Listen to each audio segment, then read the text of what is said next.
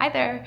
Today I wanted to share with you how I manage my money every time I get paid, and I think you'd be really surprised to hear this. I actually spend the majority of my paycheck every month, yet I am completely comfortable with that. I used to feel pretty stressed about it as well. When I log into my bank account and I see the low balances, I would think to myself, you're so bad with money. Even though you get paid decently well from your tech job, you're left with such low balances at the end of every month. It definitely took me a while to eventually get to this healthy relationship with money, and I want to share my story with you. We're going to take a look at where my money goes category by category, and I'll share my personal finance strategy from things like what I do with my RSUs, and I'll also share some hot takes such as why I max out my 401k. Anyway, would love to have a conversation about this. And yeah, as always, I would love to hear how you deal with your money in the comments. We'll start with the biggest category, which is taxes. And I pay 37.5% of my pre-tax paycheck to tax. And this portion of my paycheck vanishes before it even hits my bank account, which is sad. Now, this goes without saying that taxes do vary from person to person, depending on your income level, as well as the state that you live in. Now, for context, I lived in the San Francisco Bay Area, and I've been working in tech for the past 10 years. I would say it's pretty common for people like me to be paying, on average, a tax rate of 35 to 40%. Even though over the years I did manage to save a little bit on tax by doing various energy improvement projects which offered some tax credits, other than that, there really isn't a whole lot that you can do to lower your taxes on a W-2 income. But I did make a pretty bold move last year. And I say that quite literally because I did recently left the Bay Area and I moved to Seattle, which is a place that I get to save on state income tax. It's been working out so far, and I'd be happy to make a video comparing these two places and share why I decided to move out after 10 years living in the Bay Area. Now, after taxes, this is where things get a little interesting. I've set up my paycheck to go to two different accounts. One account covers my fixed expenses, which is what I spend on rent and my car payments, and the other one goes to my everyday expenses. For fixed expenses, let's talk about rent first. And when I say rent, I'm also including utilities in there. Basically, everything that I pay in order to live in this beautiful townhouse. Now, can we save a little bit on rent? Maybe. We did move into this townhouse fairly recently. It is a little further out, so the rent is cheaper, and we opt to have a bigger space because both of us work remotely and we have a dog. So in a sense, we're happily spending money on the two offices. I think having a bigger space really pays off for itself. When it comes to my everyday expenses, I currently put 30% of my paycheck there in a dedicated account, and it's covering a pretty big category from grocery, eating out, buying dog stuff, and every once in a while, I might decide to treat myself, and it will come out of this budget as well. Truthfully, I don't spend the entire 30%, which is the reason why I say I spend the majority of my paycheck, not my entire paycheck. Now, you might be wondering, after taxes, fixed expenses, everyday expenses, you still have 20%. Where do you spend that 20% on? The answer is my 401k account. And I don't know if this is going to come as a surprise to a lot of people. I actually put all of that 20% into my 401k account, which for me is essentially contributing to the federal limit of 401k account. And if I'm not mistaken, I think this year the federal limit is $40,000 for the year of 2025. It's, well, first of all, a lot of money. And I think you might be wondering, why the hell do you put so much money into a 401k account? And this is actually something that I really want to talk to you about today because I think contributing as much as possible to the limit might be one of the smartest decisions I've ever made. And if there's anything that you're taking away from this video, I would seriously recommend, if you can, obviously, to contribute more money into your 401k account.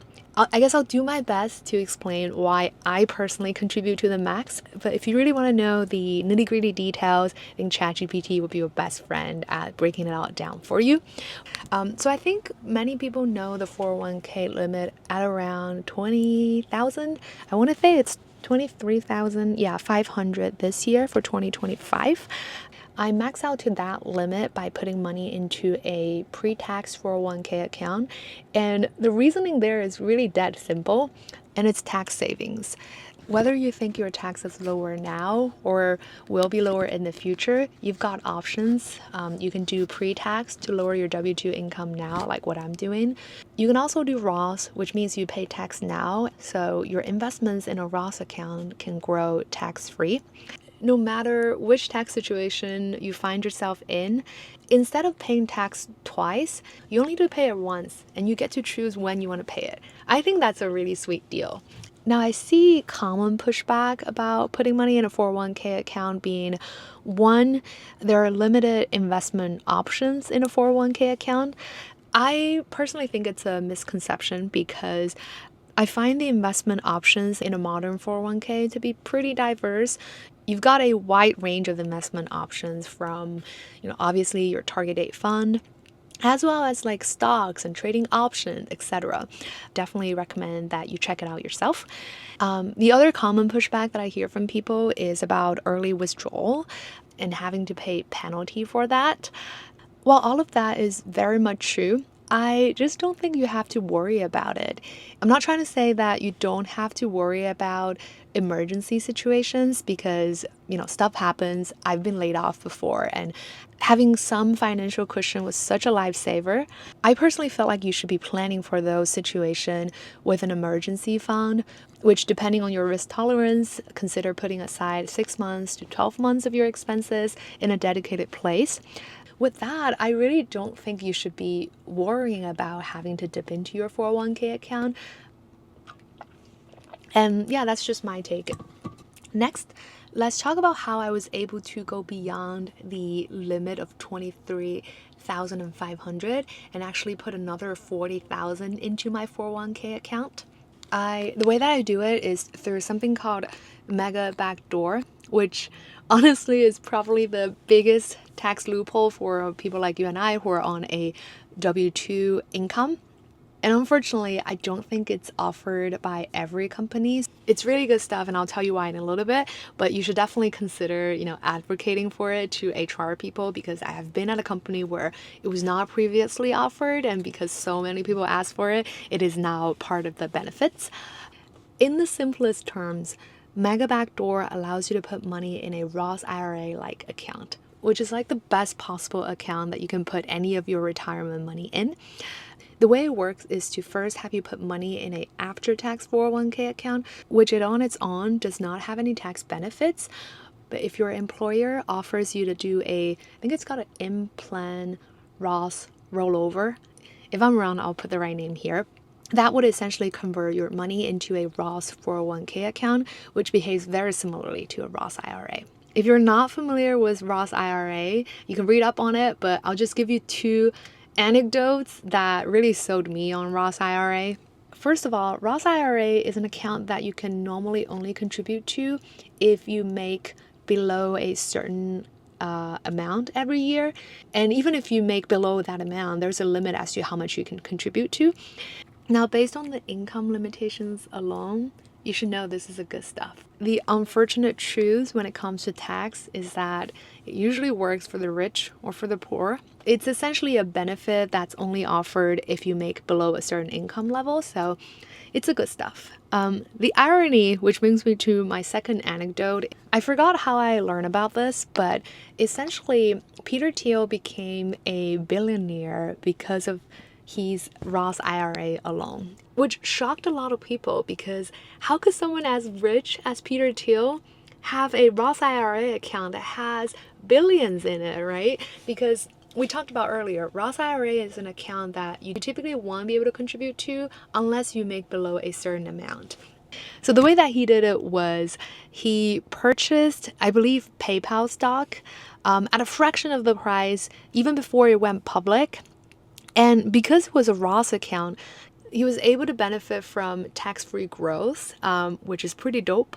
I'm not sure if he did it through Mega Backdoor, but my point is Roth IRA is a good stuff. If your company offers Mega Backdoor that lets you put your after-tax 401k into a Roth 401k, you should definitely go for it.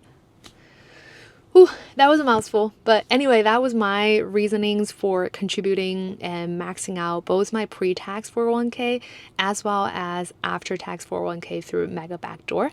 Please let me know if you have different thoughts about this topic. I certainly did not start out with contributing $70K every year to my 401k accounts. I know you might be thinking, well, if I put so much money into 401k, I really don't have much left. Does that not make you anxious at all? My answer is not anymore, and this is actually something very personal, but I wanted to share with you as well, which is my overall mental model for my personal finance strategy. And I really have to thank this mental model that I'm about to share for the peace of mind that I'm able to enjoy when it comes to personal finance and just overall a much healthier relationship with money. Let me walk you through what the model actually is. So I think about my life in 3 stages: my current life, my life before 60, and my life after 60. And for each stage, I have dedicated money working for it. So for 60 and after, I have my 401k covering for it.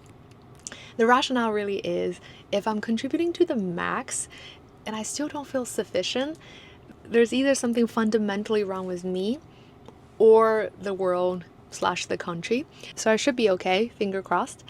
Now for the stage of current me, we talked about it. I have essentially my paycheck covering that.